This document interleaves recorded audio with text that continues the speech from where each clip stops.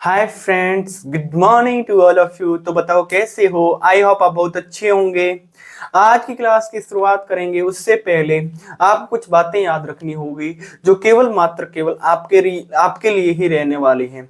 सबसे पहले बात ये रहने वाली है कि आपको क्लास पूरी देखनी है, कहीं पर भी क्लास को छोड़कर नहीं जाना है। यदि आप क्लास को छोड़कर चले भी गए तो ये समझ लेना आप अपनी जिंदगी के साथ कुछ धोखा दे रहे हो या धोखा कर रहे हो। ठीक है ना। सेकंड बात ये रहने वाली है कि आप इस क्लास को जो देख रहे हो, इस क्लास को अपने भाइयों और अपने दोस्तों के साथ दबा के शेयर करनी है। और थर्ड नंबर पर बात ये रहने वाली है कि इस क्लास को यदि आप अच्छी लगे तो इस क्लास को जरूर लाइक करें। आज हम इस क्लास के अंदर पढ़ने की कोशिश करेंगे और वो हमारा होगा चैप्टर नंबर 6, जो एकदम न्यू चैप्टर है। और ये चैप्टर है परम्यूटेशन एंड कॉम्बिनेशन। तो सबसे पहले मैं आपको ये बताऊंगा कि परम्यूटेशन एंड कॉम्बिनेशन की हमें जरूरत क्यों पड़ी। परम्यूटेशन एंड कॉम्बिनेशन की हमें जरूरत इसीलिए पड़ी क्योंकि किसी भी कैलकुलेशन को स्मार्ट करने के लिए या किसी भी काउंटिंग को स्मार्ट तरीके से करने के लिए हमें परम्यूटेशन एंड कॉम्बिनेशन की जरूरत पड़ी। तो ये सबसे पहले ऐसे कौन गणितज्ञ रहे होंगे जिन्होंने इनके बारे में कुछ प्रिंसिपल दिए। तो हमारे भारत के ही थे, वो थे भास्कर सेकंड या कह सकते हैं भास्कर टू, जिन्होंने सिद्धांत शिरोमणि के अंदर उन्होंने कुछ प्रिंसिपल लिखे थे परम्यूटेशन एंड कॉम्बिनेशन के बारे में। जब उन्होंने वॉल्यूम फर्स्ट प्रकाशित की या पब्लिश की, जिसका नाम लीलावती था, उस लीलावती के अंदर इस परम्यूटेशन एंड कॉम्बिनेशन के चैप्टर का जिक्र आया था। और जब विदेश के गणितज्ञों ने जब उस किताब को देखा, तब उन किताब से वो जो इंपॉर्टेंट प्रिंसिपल थे उनके जरिए उन्होंने आगे शोध करनी शुरू कर दी। और इस परम्यूटेशन एंड कॉम्बिनेशन का पूरा श्रेय विदेशी कंट्रीज लेके चले गए। वहां के जितने भी गणितज्ञ थे वो लेके चले गए। हम इस परम्यूटेशन एंड कॉम्बिनेशन के अंदर क्या पढ़ेंगे। तो परम्यूटेशन एंड कॉम्बिनेशन के अंदर सबसे पहले देखेंगे इसका इंट्रोडक्शन, फिर हम जानने की कोशिश करेंगे फंडामेंटल प्रिंसिपल ऑफ काउंटिंग, उसके बाद में हम जानेंगे फैक्टोरियल नोटेशन, फिर हम जानेंगे permutation and combination.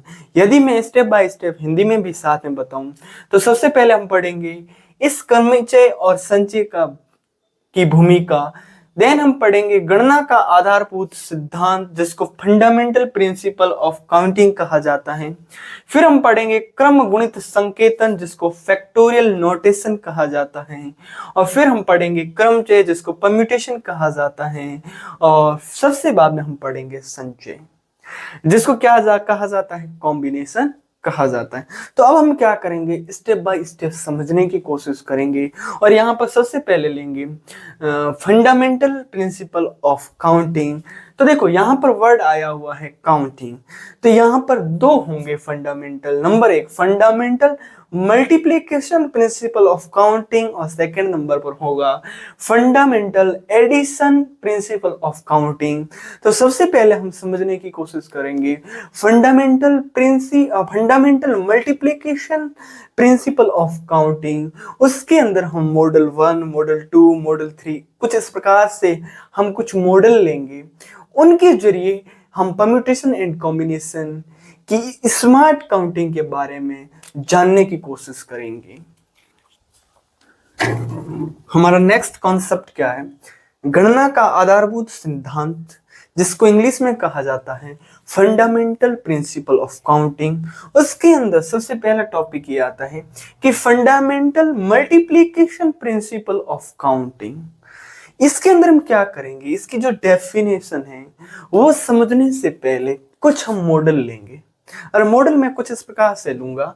Model number जो फर्स्ट है, यहां पर मैं क्या करूंगा, सबसे पहले एक कोई माता जी है, मैं कह सकता हूं माँ है, वो अपने बच्चे के लिए कुछ शर्ट लेके आती हैं और कुछ पैंट्स लेके आती हैं। तो मैंने मान लिया कि वो अपने बच्चे के लिए 2 टी-शर्ट लेके आ गई। क्या लेके आ गई?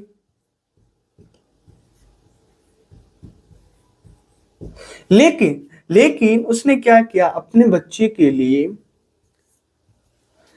क्या लेके आ गई, 4 पेंट्स लेके आ गई। ठीक है, अब मैं बता दूं ये उनका बच्चा है कुछ इस प्रकार से।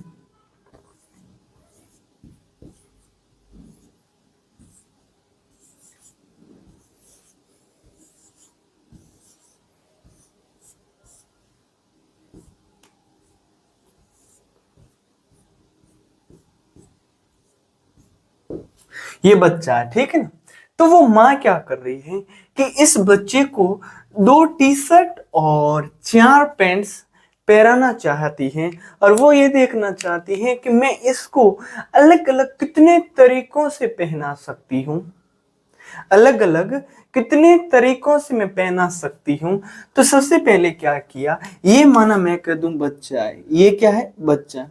उसने क्या किया, सबसे पहले टी शर्ट T1 पहनवाया, फिर क्या किया, उसने टी शर्ट 2 पहनवाया, फिर उसने क्या किया कि टी शर्ट T1 के साथ पैंट्स क्या पहनवा दी, तो उसने कहा पैंट्स मैंने पहनवा दी P1। फिर एक दिन क्या किया, उसने पैंट्स P2 पहना दी टी शर्ट 1 के साथ ही, ठीक है। फिर उसने क्या किया, एक दिन उसने P3 पैंट पहनवा दी, एक दिन क्या किया, उसने P4 पैंट पहनवा दी। उसी प्रकार से टी शर्ट 2 के साथ भी, टी शर्ट 2 के साथ भी पैंट P1 पहनवाई, फिर उसने क्या पहनवाई, दूसरे दिन पैंट P2 पहनवाई, फिर उसने क्या किया, पैंट P3 पहनवाई, और फिर उसने क्या किया, पैंट P4 पहनवाई। किसको पहनवाई, इस उस बच्चे को पहनवाई। किसने पहनवाई, माता जी ने पहनवाई। तो मेरे को ये बताओ कि कितने तरीकों से यहाँ पर हम पहना सकते हैं। तो आप कहोगे सर मैं एक तो क्या करूंगा, T1 और P1 पहनवा दूंगा। तो मैं यहाँ पर लिखूंगा कि यहां पर मैं एक लाइन लिख दूं,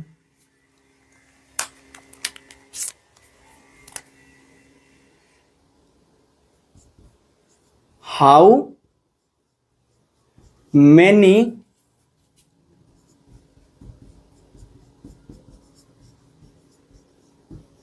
different how many different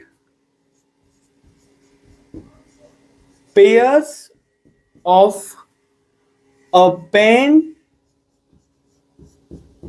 and a shirt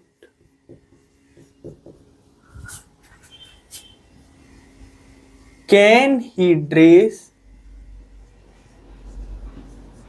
up with। बात है समझ में, वो कितने तरीकों से वो माँ अपने बच्चे को ये पैंट्स और शर्ट्स पहना सकती है। तो आप कहोगे सर सबसे पहले वाला जो होगा ना वो क्या होगा, कि आप कहोगे सर T1 टी शर्ट के साथ P1 पैंट पहनेगी या पहनवाएगी, फिर क्या करेगी, T1 टी शर्ट के साथ वो P2 पैंट पहनवाएगी, फिर वो माता जी क्या करेगी, T1 टी शर्ट के साथ P3 पैंट पहनवाएगी, फिर वो क्या करेगी, टी शर्ट 1 के साथ P4 पैंट पहनवाएगी। तो यहां पर टोटल आउटकम्स कितने हो गए, तो आप कहोगे सर 4। यानी वो किस प्रकार से वो पेयर्स बना सकती हैं, वो माता जी बनाएगी कि T1 के साथ P1, T1 के साथ P2, T1 के साथ P3 और T1 के साथ P4। फिर उसने क्या किया, इसी प्रकार से T2, क्योंकि इसके बाद में वापस रिपीट होना शुरू हो जाएगा, रिपीट नहीं करवाना यहां पर, ठीक है। फिर वो क्या करती है कि T2 के साथ पैंट क्या पहनवा देती है, P1, और टी शर्ट 2 के साथ पैंट और क्या पहनवा देती है, P2, टी शर्ट 2 के साथ वो पैंट और क्या पहनवा देती है, P3। फिर वो क्या करती है, टी शर्ट 2 के साथ पैंट पहनवा देती है क्या, 4। तो वो टोटल कितने तरीकों से वो पैंट और शर्ट के क्या बना सकती है, पेयर्स। तो आप काउंट करोगे 1 2 3 4 5 6 7 8, तो वो टोटल कितने वेज से वो पहनवा सकती है, तो आप कहोगे सर 8 वेव से, यानी 8 तरीकों से वो अलग अलग इस बच्चे को वो क्या पहनवा सकती है, टी शर्ट और पैंट्स। लेकिन देखो ये जो आपने क्या की कैलकुलेशन की या काउंटिंग की जो बहुत क्या है लंबी है, तो हमारे जो गणितज्ञ थे उन्होंने क्या किया कि कुछ स्मार्ट काउंटिंग की जावे ताकि इतना समय ना लगे। क्या किया जावे, कुछ स्मार्ट काउंटिंग की जाए तो हमें इतना समय नहीं लगे और हम तुरंत उनको बता देवे कि भैया 2 टी शर्ट से और 4 पैंट से हम कितने पेयर्स अलग अलग बना सकते हैं या कितने जोड़ी हम ड्रेस पहन सकते हैं। बात आई ना समझ में। तो हमारे कौन भास्करा सेकंड ने उन्होंने कुछ चीजें बताई और उन्होंने कहा कि total number of possible ways is equal to हो गया टी शर्ट हमारे पास कितने 2 मल्टीप्लाइड बाय पैंट्स हमारे पास कितनी 4 इज इक्वल टू क्या हो गया 8 वेव्स। तो आपको क्या करना है कि जब कभी भी कुछ इस प्रकार से दे दे और उनको क्या करना है आपस में अरेंजमेंट करना है कि भैया मैंने आपको 2 टी शर्ट दे दिए और 4 क्या दे दी आपको पैंट्स दे दी, तो मेरे को बताओ कि हम इससे कितने पेयर्स बना सकते हैं। तो हम कितने पेयर्स बना सकते हैं 8। अब हम क्या करेंगे एक और एग्जांपल लेंगे और उस समय हम क्या करेंगे कि यहां पर वो माँ जो है वो बच्चे को क्या पहनाना चाहती है, इसके साथ माँ अपने बच्चे को कैप भी पहनाना चाहती है। कैप का मतलब क्या होता है, टोपा भी पहनाना चाहती है। तो मेरे को बताओ कि उनके जो टोटल पेयर्स हैं वो कितने हो जाएंगे, ठीक है ना। तो वो समझेंगे नेक्स्ट स्लाइड के अंदर। हमारा मॉडल फर्स्ट के अंदर सेकंड एग्जांपल क्या है कि ये जो मम्मी है वो अपने बच्चे को क्या पहनवाना चाहती हैं कि 2 शर्ट्स एंड 3 पैंट्स और 3 कैप्स पहनवाना चाहती है और पहनवा के वो इतना मस्त और खूबसूरत तैयार करना चाहती है। किसको, अपने बच्चे को। कौन कर रही है, ये माताजी कर रही है। देखो इन माताजी की क्या नहीं है, टिंकी नहीं है, तो बढ़िया सा टिंकी लगवा दो। हाँ अब बढ़िया लग रही है, ठीक है ना। तो अब हम क्या करेंगे कि ये माताजी ना वो ऐसे पैंट और शर्ट्स और कैप्स लेके वो ऐसे चेक करने लग गई। किस प्रकार से, तो मैं आपको बताऊंगा कि ये कौन है, ये बच्चा है। ये जो रेड जो बनाया हुआ ना पॉइंट वो बच्चा है। वो माँ क्या कर रही है, अब देखो माँ कर रही है कि सबसे पहले उसने क्या किया, टी शर्ट 1 को पहनवाया और यहां पर टी शर्ट 2 को पहनवाया। सबसे पहले उसने टी शर्ट 1 को पहनवाया, इसके साथ उसने क्या किया, इसके साथ उसने देखने की कोशिश की कि मैं किस प्रकार से इसके साथ पैंट P1 पहनवा सकती हूँ, पैंट P2 पहनवा सकती हूँ और पैंट P3 पहनवा सकती हूँ। फिर वो माताजी क्या करती है, फिर वो माताजी करती है अपने बच्चे को पैंट P1 पहनवाती है, फिर वो अपने बच्चे को पैंट P2 पहनवाती है और फिर अपने बच्चे को पैंट P3 पहनवाती है। किसके ऊपर, इस T2 टी शर्ट के ऊपर। फिर उसने क्या किया, फिर उसने किया कि पैंट P1 जब जैसी पहनवाई तो उसके साथ उसने कैप लगवाई उस बच्चे के। क्या लगवाई, कैप, कुछ इस प्रकार से। तो कैप का मैंने नाम दे दिया C1। फिर उसने पहनवाई कैप C2, फिर उसने कैप पहनवाई C3। फिर यहां पर भी 3 और कैप पहनवाई। कौन कौन सी, C1, या मैं यहां पर थोड़ा सा मार्कर चेंज कर लेता हूं। यहां पर उसने C1 कैप पहनवाई, या उसने C2 कैप पहनवाई, या उसने C3 कैप पहनवाई। फिर उसने क्या किया कि जैसे पैंट 3 पहनवाई उसके साथ उसने क्या किया, C1 कैप पहनवाई, या C2 कैप पहनवाई, या C3 कैप पहनवाई। इसी प्रकार से उसने, किसने, इस माताजी ने अपने बच्चे को जब टी शर्ट T2 पहनवाया तो जैसे ही टी शर्ट T2 के साथ P1 पैंट पहनवाई तो P1 पैंट के साथ उसने देखा कि क्या क्या पेयर बन सकता है, किसका कैप का। तो इसने C1 पहनवाई, यहां पर क्या C2 भी कैप पहनवाई और C3 भी कैप पहनवाई। फिर उसने क्या किया, जैसे ही T2 टी सेट जो है उसके साथ जैसे पेंट P2 पहनवाई तो उसके साथ उसने कैप को भी देखा, तो C1 कैप पहनवाई, C2 कैप पहनवाई, या मैं कह सकता हूं C3 कैप पहनवाई। फिर उसने माताजी ने क्या किया, अपने बच्चे को टी शर्ट तो पहनवाई है ही, लेकिन उसके साथ पैंट P3 पहनवाई, और P3 जो पैंट पहनवाई इसके साथ उसने क्या किया, कुछ इस प्रकार से उसने C1 कैप पहनवाई, C2 कैप पहनवाई और C3 कैप पहनवाई। तो मैं आपसे पूछूं, क्या पूछूं कि how many different pairs of a shirt, comma a pant and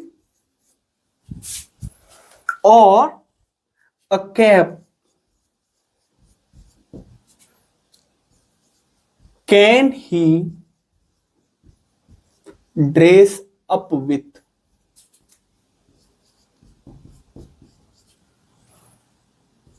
ठीक है, तो मेरी बात सुनो, यहां पर लिखा हुआ है कितने तरीकों से वो माता जी जो है वो अपने बच्चे के लिए इनका पेयर बना सकती है, या मैं कह सकता हूं वो जोड़ा बना सकती है। तो देखो कितनी बार कि यहां पर मैं सभी तो आपको मैं नहीं बता सकता, तो मैंने यहां पर ऐसे बताया। उसने क्या किया, T1 जब क्या पहनवाया, T1 जब उसने टी शर्ट पहनवाया तो उसके साथ उसने देखा, T1 के साथ उसने P1 पैंट पहनवाई, और P1 पैंट के साथ उसने C1 कैप पहनवाई। तो ये हमारा क्या बन गया, एक पेयर।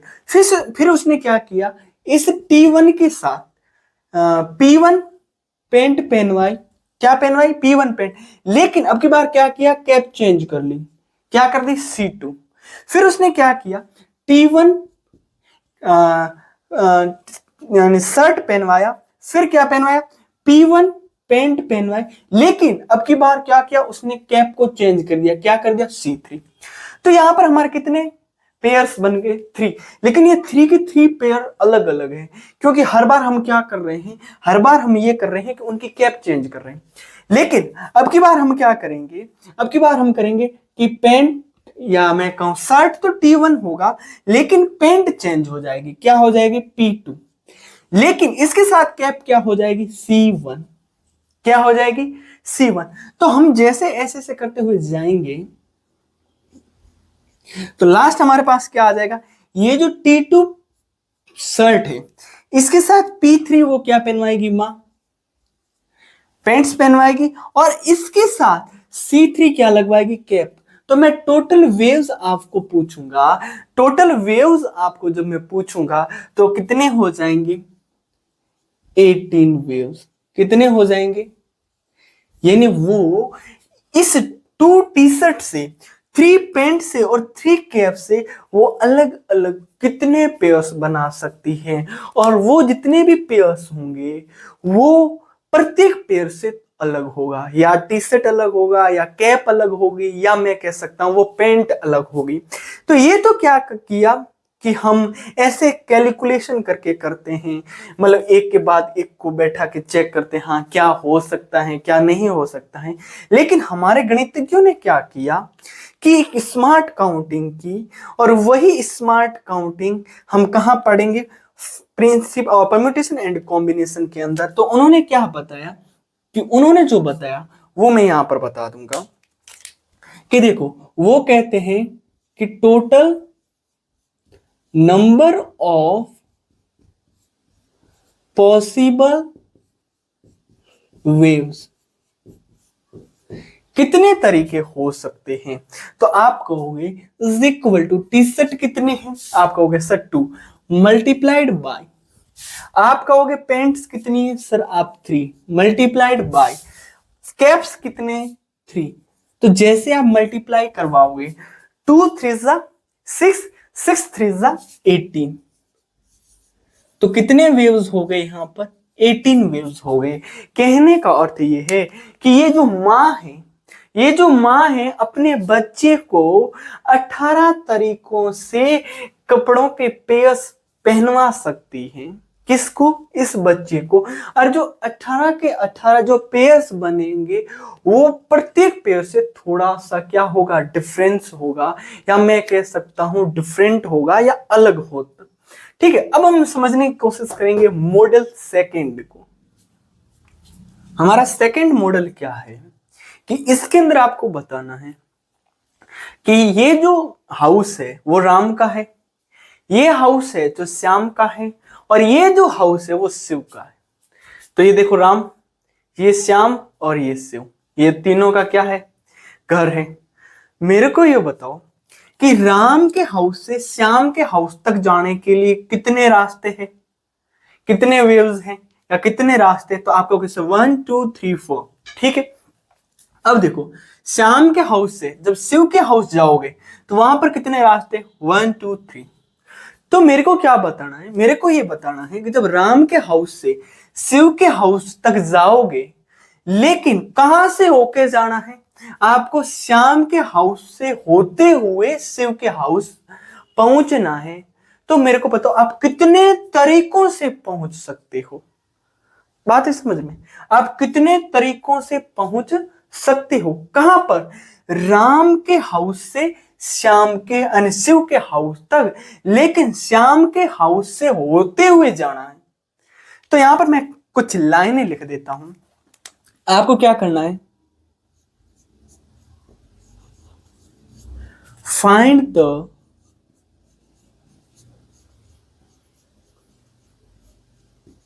Number of waves.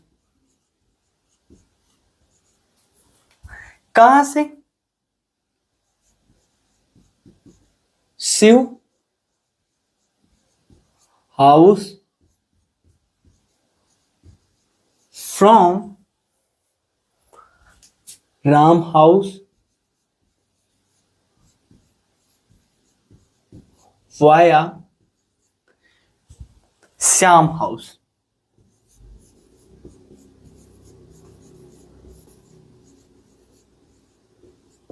आपको क्या करना है? कितने तरीकों से आप राम के हाउस से शिव के हाउस तक जा सकते हो, लेकिन श्याम के हाउस से होते हुए। तो सबसे पहले आप क्या करोगे? आप इस रास्ते से होते हुए श्याम के हाउस, फिर यहां से चले जाओगे 1, फिर यहां से होते हुए यहां से चले जाओगे 2, फिर यहां से होते हुए यहां से चले जाओगे, कितने हो गए 3, फिर यहां से होते हुए यहां से चले जाओगे 4, यहां से होते हुए सीधे निकल जाओगे 5, फिर यहां से होते हुए फिर यहां से चले जाओगे, कितने हो गए 6। फिर क्या करोगे? इस रास्ते से यहां से होते हुए यहां से जाओगे, फिर यहां से होते हुए यहां से जाओगे, फिर यहां से होते हुए कहां से निकल जाओगे? यहां से। तो कितने हो गए? 9 वेव्स हो गए। फिर क्या करोगे? इस रास्ते से होते हुए यहां से चले जाओगे, फिर इस रास्ते से होते हुए यहां से चले जाओगे, फिर इस रास्ते से होते हुए यहां से चले जाओगे। तो टोटल वेव्स कितने हो गए? आपको हो गए सर 12। तो देखो हमने क्या किया, पहले इस प्रकार से डायग्राम बनाया, फिर हमने ऐसे कुछ काउंट किए, फिर हमने बताया कि हम कितने तरीकों से राम के हाउस से शिव के हाउस तक पहुंच सकते हैं, लेकिन श्याम का हाउस भी साथ में लेना है। यानी आपको राम जो है वो जाएगा, श्याम को पिकअप करेगा, फिर ये दोनों कहां जाएंगे? शिव के हाउस। ठीक है, तो find the number of ways Shiv house from Ram house via Shyam house. यानी वाया का मतलब होता है होते हुए जाना है आपको। तो ये तो हमने कुछ इस प्रकार से बता दिया, यानी 12 हमारा भी आंसर आ गया। लेकिन स्मार्ट काउंटिंग क्या होती है? तो यहां पर मैं लिखूंगा total number of possible waves.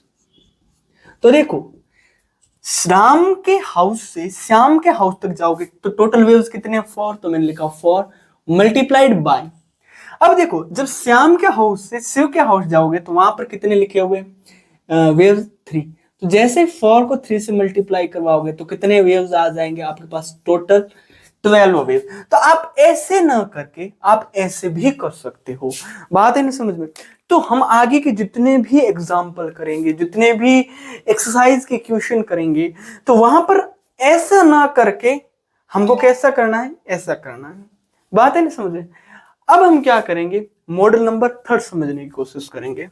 हमारा 3rd मॉडल क्या है, और इसके अंदर हम समझने की कोशिश करेंगे कि जब आप क्या करते हो, किसी भी कॉइन को टोस्ट करते हो, जब आप क्या करते हो, किसी भी कॉइन को टोस्ट करते हो, तो उसके पॉसिबल आउटकम्स क्या होंगे सर, आप कहोगे सर 2 होंगे, क्योंकि ये हमने क्लास 10th के अंदर प्रोबेबिलिटी के अंदर जाना था, ठीक है।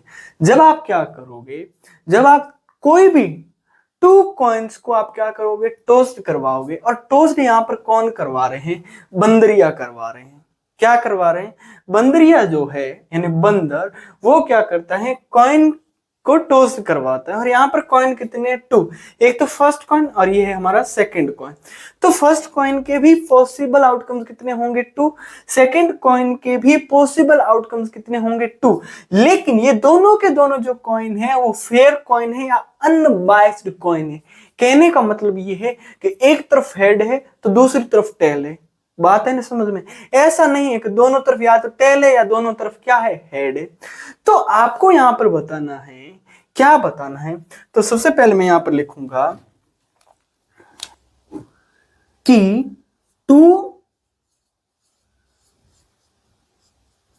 Different coin are toast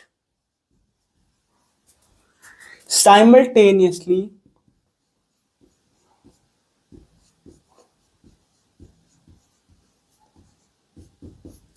once, then find the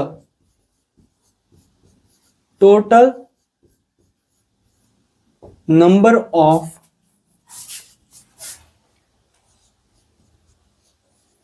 possible outcomes।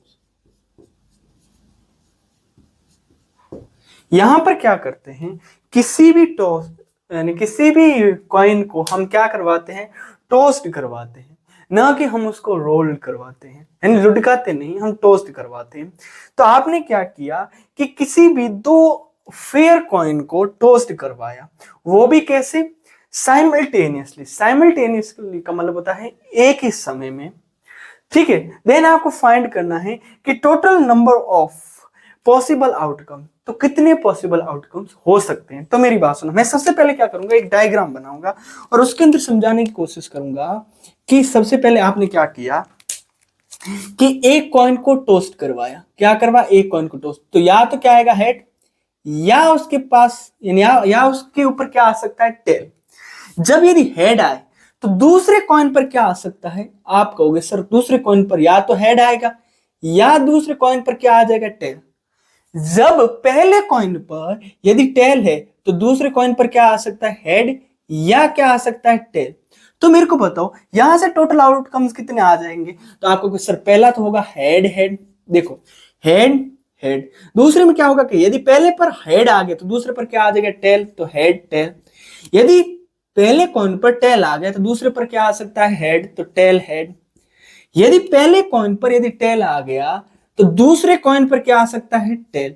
तो यहां पर हमारे पास टोटल आउटकम्स है वो कितने आ गए, 4। ये तो हम कुछ डायग्राम से बना सकते हैं, लेकिन नहीं, ये परम्यूटेशन एंड कॉम्बिनेशन जो चैप्टर है वो ये बताता है कि स्मार्ट काउंटिंग आप किस प्रकार से कर सकते हो। तो मैं यहां पर बताऊंगा कि आपको इस प्रकार से नहीं करना है। आपको कैसे करना है, आपको सबसे पहले लिखना है total number of possible outcomes is equal to, देखो जो हमारा फर्स्ट कॉइन है उसके पॉसिबल आउटकम्स कितने हो जाएंगे, आप कहोगे सर 2, एक तो हेड और एक टेल, तो आपने लिखा सर 2। और सेकंड कॉइन्स के भी क्या होंगे, एक हेड आएगा एक टेल, तो यहाँ पर भी आउटकम्स कितने हो जाएंगे 2। तो पहले फर्स्ट कॉइन के कितने आउटकम्स 2 मल्टीप्लाइड बाय सेकंड के कितने हैं 2, देन इज इक्वल टू, देखो 2 multiplied by 2 is equal to कितना होगा 4। कितने आउटकम्स आ जाएंगे 4 आउटकम्स आ जाएंगे। तो कुछ इस प्रकार से ये एक बंदर है, वो क्या करता है, दो टोस्ट साइमल्टेनियसली क्या करता है, उन दोनों टोस्ट को क्या करता है, यानी दोनों कॉइनों को वो उछालता है। तो मेरे को बताओ कि टोटल पॉसिबल आउटकम्स क्या हो सकते हैं, तो कितने होंगे 4। अब मैं क्या करूंगा, ये बंदर है ना, इसका मन कर रहा है कि मैं 2 कॉइन ना टोस्ट करवा के कितने कॉइन टोस्ट करवाऊंगा, 3 कॉइन टोस्ट करवाऊंगा। तो मेरे को ये बताओ कि अब मेरे पास total number of possible outcomes क्या होंगे। हमारा जो मॉडल थर्ड था, इसके अंदर एक और एग्जांपल ले लिया, किसने, इस बंदर ने। बंदर का मन किया कि अब की बार मैं क्या करूंगा, कोई भी डिफरेंट 3 कॉइन को मैं क्या करवाऊंगा, टोस्ट करवाऊंगा, और वो भी साइमल्टेनियस होने चाहिए। तो आपको बताने हैं कि total number of possible outcomes क्या हो सकते हैं। तो सबसे पहले मैं क्या करूंगा, यहां पर कुछ एक लाइन लिखूंगा और यहां पर लिखूंगा कि इस बंदर ने क्या खुरापातियां की। तो यहां पर की 3 different coins are tossed simultaneously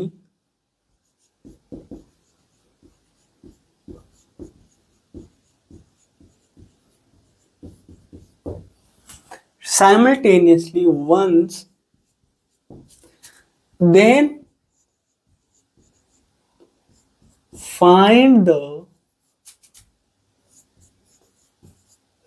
total number of possible outcome।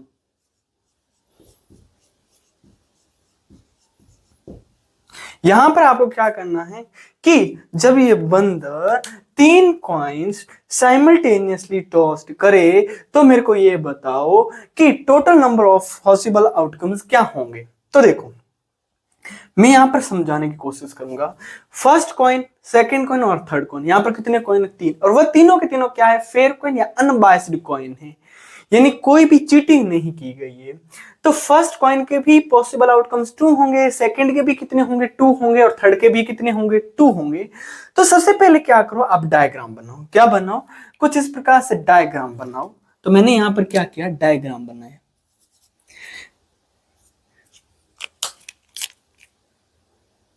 सबसे पहले इसने क्या किया कि एक फर्स्ट टॉस को क्या किया, इस नहीं फर्स्ट कॉइन को टॉस किया। तो या तो हेड आ सकता है या क्या आ सकता है, tell.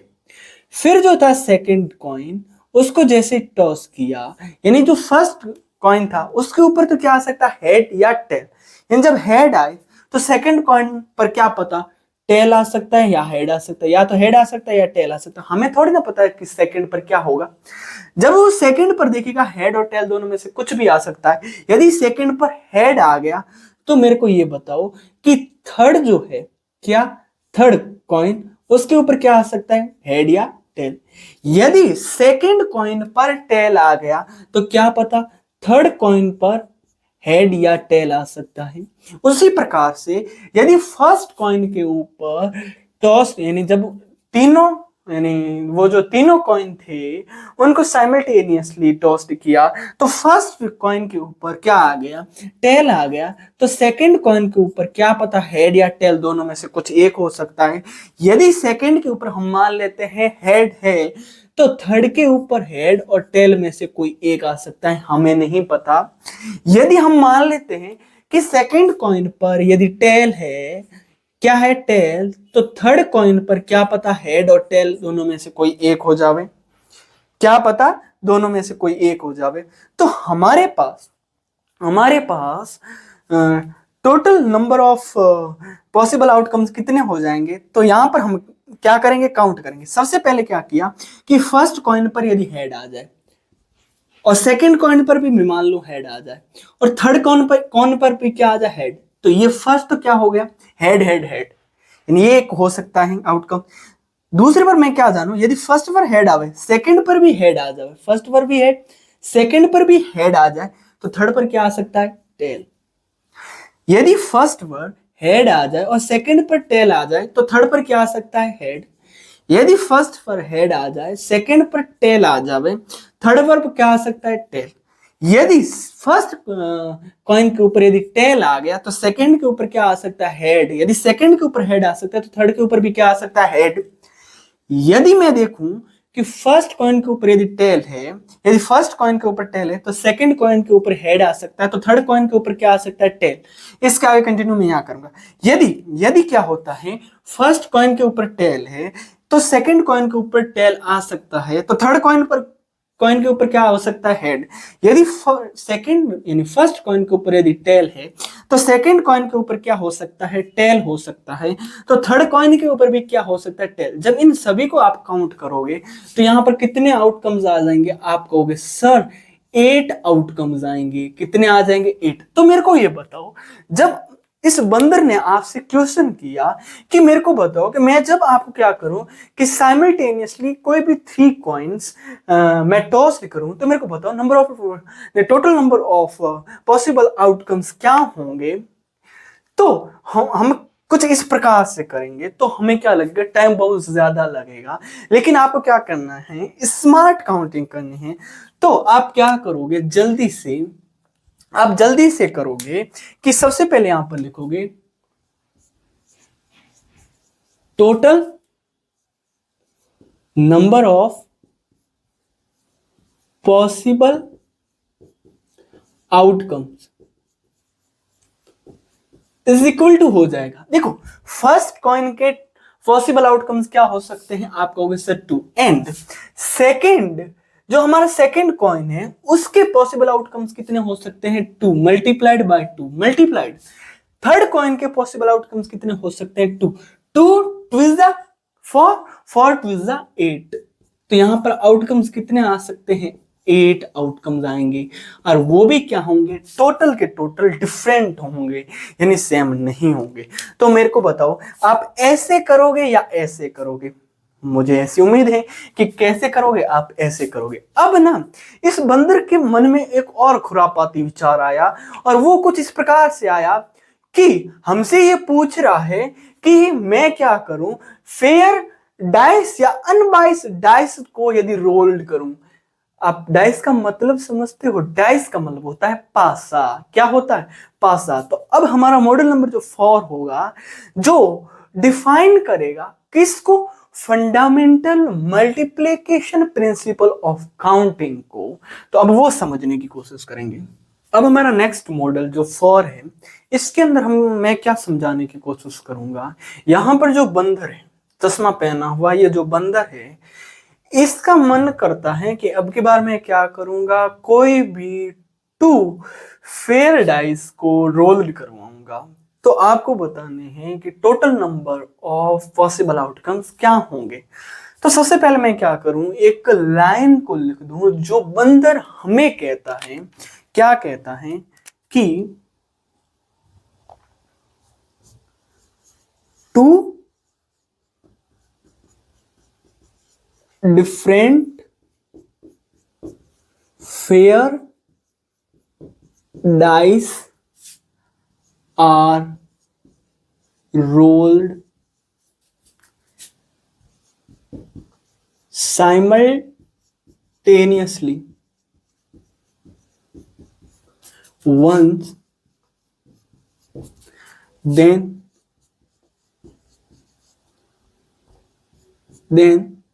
the then find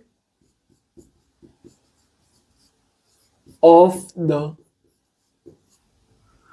total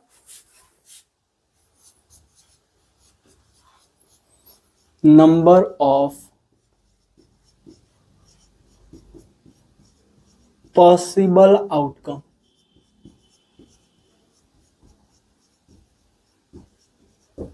ठीक है। ये बंदर हमें कहता है कि मैं क्या करता हूं कि जब कभी भी टू डिफरेंट फेयर डाइस को रोल्ड करवाता हूं और वो भी साइमल्टेनियसली, यानी एक ही समय पर। साइमल्टेनियसली का मतलब होता है एक ही समय पर।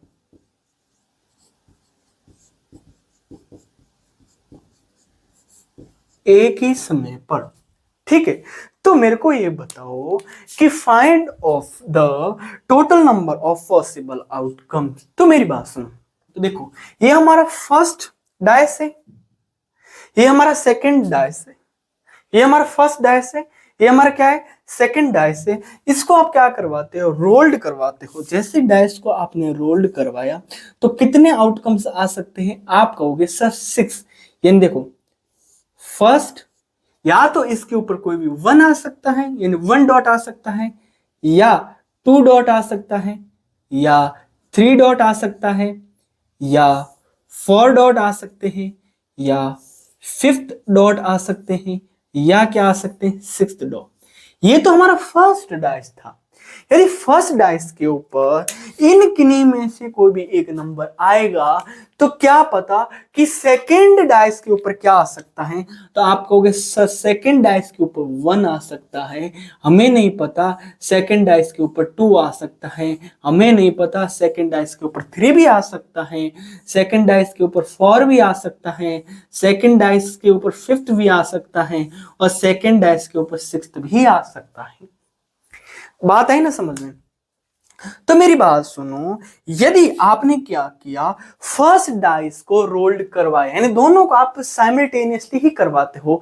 जब आपने फर्स्ट डाइस को देखा, यदि उस फर्स्ट डाइस के ऊपर एक डॉट है, 1 है, तो सेकेंड डाइस के ऊपर क्या पता इन 6 में से कोई भी एक हो सकता है।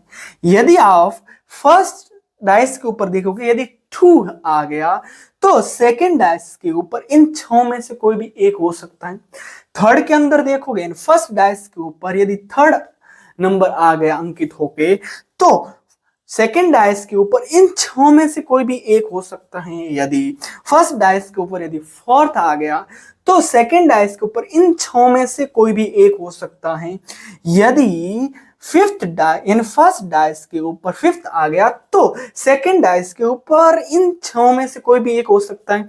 यदि फर्स्ट डाइस के ऊपर 6th आ गया तो सेकेंड डाइस के ऊपर इन 6 में से कोई भी एक हो सकता है। आई ना बात समझ में। यानी कहने का मतलब ये है कि 6th यहां पर भी होंगे, 6th यहां पर भी होंगे, 6th यहां पर भी होंगे, 6th यहां पर भी होंगे, 6th यहां पर भी होंगे। तो हम कैसे ना टोटल आउटकम्स निकालते हैं, हम तो निकालेंगे भैया कि यदि जो हमारा फर्स्ट डाइस है उसके ऊपर यदि 1 आ जाए, यानी 1 1 1 1 1, कितने हो गए, 6th हो गए। तो सेकेंड के ऊपर क्या आ सकता है, 1 भी आ सकता है, 2 भी आ सकता है, 3 भी आ सकता है, 4 भी आ सकता है, 5 भी आ सकता है, 6 भी आ सकता है। यदि सेकेंड यानी फर्स्ट डाइस के ऊपर यदि 2 आ गया, 2 2 2 2 2, तो सेकेंड डाइस के ऊपर इन 6 में से कोई भी एक आ सकता है, 1 2 3 4 5 6। यदि हमारा फर्स्ट डाइस के ऊपर यदि क्या आ जाए, 3 3 3 3 3 3 3, तो सेकेंड डाइस के ऊपर क्या आ सकता है, 1 2 3 4 5 6। लेकिन फर्स्ट डाइस के ऊपर यदि 4 आ जाए, क्या आ जाए, 4 4 4 4 4 4, तो सेकेंड डाइस के ऊपर क्या आ सकता है, 1 2 3 4 5 6।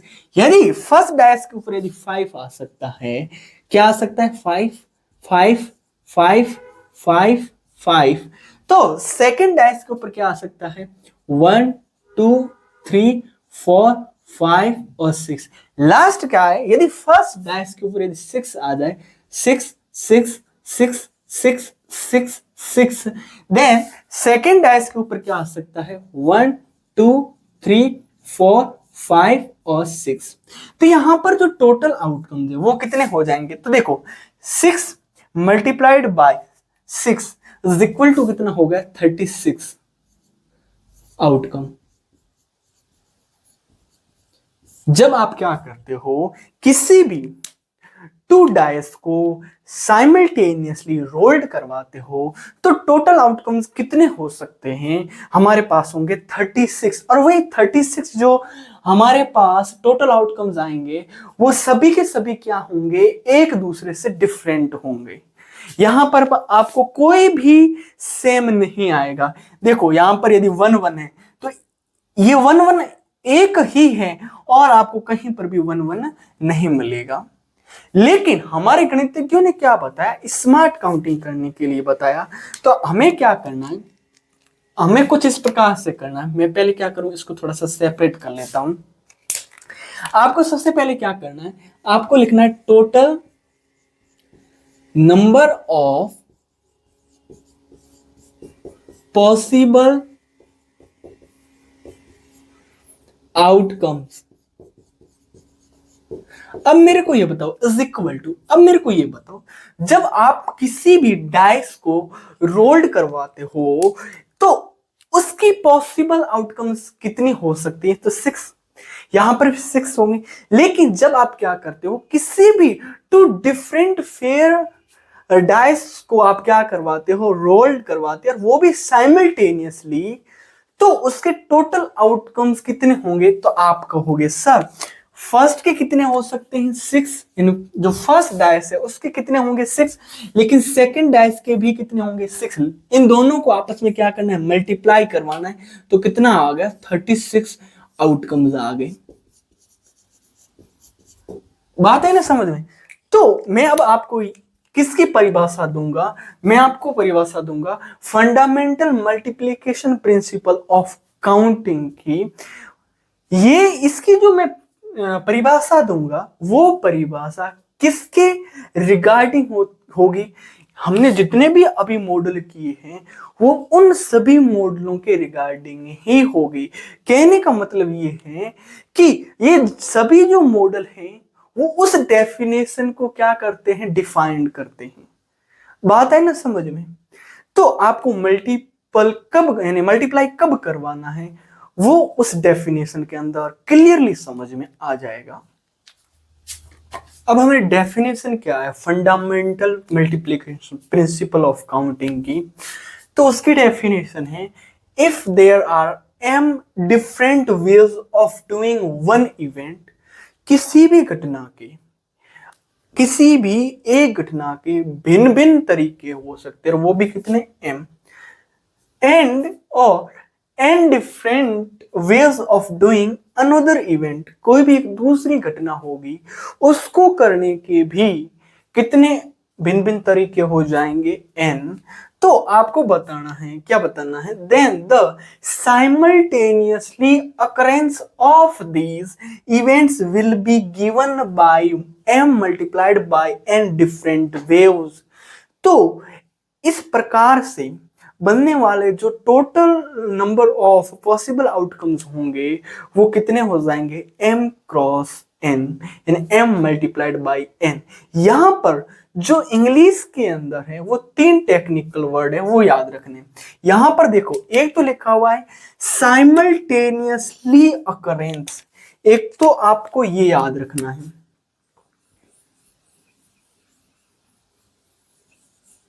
ठीक है, फिर यहां पर क्या है, एक अनोदर इवेंट से, क्या है, अनोदर इवेंट, और यहां पर क्या है, एक वन इवेंट से कोई भी एक घटना है। ठीक है, आपको यही याद रखना है, साइमल्टेनियसली अकरेंस। अब देखो, यदि एक घटना एम भिन्न तरीकों से घटित हो सकती है, तदोपरांत एक अन्य घटना एन भिन्न तरीकों से घटित हो सकती है, तो दिए हुए क्रम में दोनों घटनाओं के भिन्न तरीकों के घटित होने की कुल भिन्न संख्या क्या होगी, m मल्टीप्लाइड बाई n। लेकिन यहां पर जो है हमारे पास क्या है, कोई भी हम कह सकते हैं कॉइन, या कोई भी हम डाइस कह सकते हैं, कोई भी हम पेंट्स कह सकते हैं, या टी शर्ट कह सकते हैं। वहां पर कितनी कितनी ऑब्जेक्ट की बात की गई, यहाँ पर एक तो m और एक n, किसी 2 ऑब्जेक्ट की बात की गई है। लेकिन आपको कोई भी ऑब्जेक्ट या कोई भी इवेंट कितनी दे देवे, n टाइम्स दे देवे। जैसे मैं कहूं इवेंट फर्स्ट, इवेंट, सेकेंड, हमें सेकेंड, ऐसे जाते हुए कहां तक चला जावे, इवेंट एन टाइम्स तक चला जावे। यानी जो इवेंट 1 है उसको हम डिफरेंट डिफरेंट वेव से कितने कितने डिफरेंट वेव्स हो सकते हैं, m1। इवेंट 2 के डिफरेंट वेव्स कितने हो सकते हैं, m2। और इवेंट mn के कितने वेव्स हो सकते हैं, mn। ठीक है, तो आपसे पूछ लिया जावे total number of possible waves, तो वो किसके इक्वल होगा, वो इक्वल होगा m1 multiplied by m2 multiplied by tick tick tick, last कौन सा है, mn। यानी जितना भी आपको दे रखा होता है उन सभी को आपस में क्या करवा दिया जाता है, मल्टीप्लाई करवा दिया जाता है। अब हम क्या करेंगे कि जो हमने अभी तक जो मॉडल समझे थे उन मॉडलों को समझने के बाद में हमने एक डेफिनेशन को सीखा। किसकी डेफिनेशन को, fundamental multiplication principle of counting को, कि हमको कब मल्टीप्लाई करवाना है। ठीक है, तो इसके ऊपर हम क्या करेंगे, एक एग्जांपल करेंगे ताकि आपको क्लियरली समझ में आ जावे। अब हमारा उसी कॉन्सेप्ट के ऊपर ये एग्जांपल है, find the number of 4 letter words with और विथआउट मीनिंग। विथ और विथआउट मीनिंग का मतलब होता है अर्थपूर्ण या अर्थहीन, which can be formed out of the letters of the word rose where the repetition of the letters is not allowed. शब्द लिखा हुआ है रोज के अक्षरों से बनने वाले 4 अक्षरों वाले, कितने, यहां पर भी कितने अक्षर है, 4। तो 4 अक्षरों वाले अर्थपूर्ण या अर्थहीन, चाहे मीनिंग उनका निकलो या उनका मीनिंग नहीं निकलो, जैसे तैसे बनाने हैं आपको, कि संख्या ज्ञात कीजिए जबकि अक्षरों की पुनरावृत्ति की अनुमति न हो। ये जो वर्ड है ना, इस वर्ड पर आप ध्यान देना। कौन से वर्ड के ऊपर, अक्षरों की पुनरावृत्ति, ये जो वर्ड है। और यहां पर क्या लिखा हुआ, वेयर का मतलब होता है जहां the repetition of the letters is not allowed, और कभी कभार लिखा हुआ था इज अलाउड, और उस समय लिखा हुआ था है अनुमति है। इन दोनों वर्ड को जरूर ध्यान में रखना। जब भी आप परम्यूटेशन एंड कॉम्बिनेशन के क्वेश्चन करो तो आपको ये वर्ड याद होने चाहिए कि जो हमें कोई भी लेटर्स दे रखा है या जो कोई भी हमें नंबर दे रखा है, उनके नंबर या लेटर से बनने वाले जितने भी पॉसिबल आउटकम्स होंगे उनको हम किस प्रकार से बना सकते हैं, क्या हमें नंबर्स का जो रिपीटेशन है वो अलाउड है या नहीं है, उसके ऊपर ध्यान रखना है। तो सबसे पहले मैं क्या करूंगा, सॉल्यूशन, यहां पर मैं लिखूंगा फॉर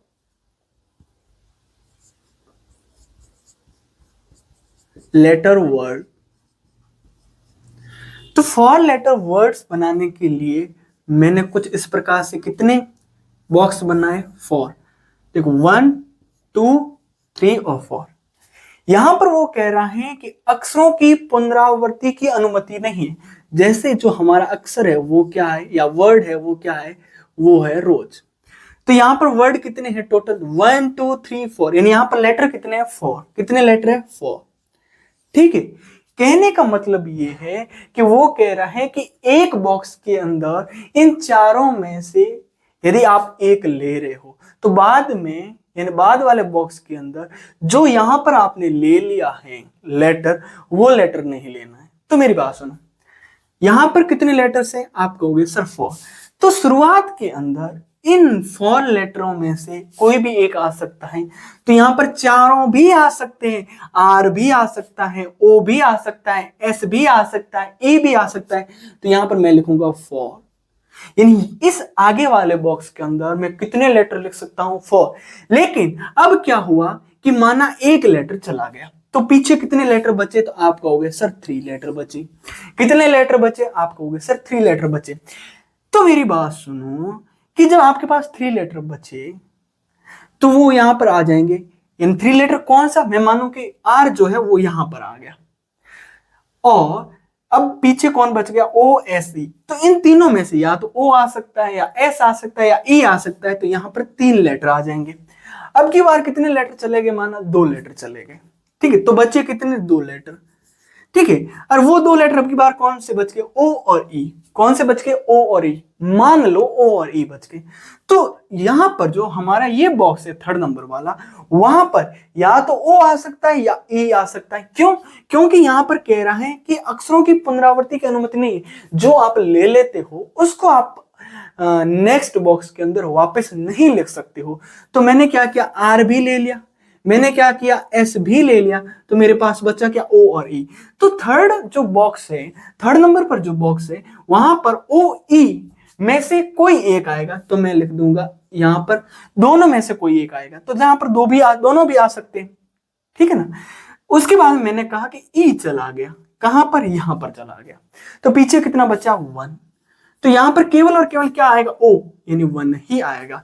तो मेरी बात सुनो, यहां पर मैं लिखूंगा total number of possible waves कह सकता हूं या आउटकम्स कह सकता हूं, इज इक्वल टू होगा, यानी जो हमारा फर्स्ट बॉक्स है उसके अंदर कितने आए, 4 मल्टीप्लाइड बाय, सेकंड बॉक्स के अंदर कितने आए, 3rd multiplied by, third box के अंदर कितने आए, 2 मल्टीप्लाइड बाय, और 4th बॉक्स के अंदर कितना है, 1। जब आप इन सभी को क्या करवाओगे, मल्टीप्लाई करवाओगे, तो कितने हो जाएंगे, 24 वेव्स। कितने हो जाएंगे, 24 वेव, यानी 4 3 12, 2 कितने हो जाएंगे, 24 वेव्स।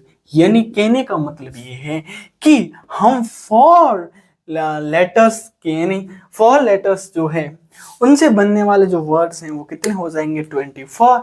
लेकिन यहाँ पर जितने भी बनेंगे तो किसी का तो मीनिंग होगा, किसी का मीनिंग नहीं होगा।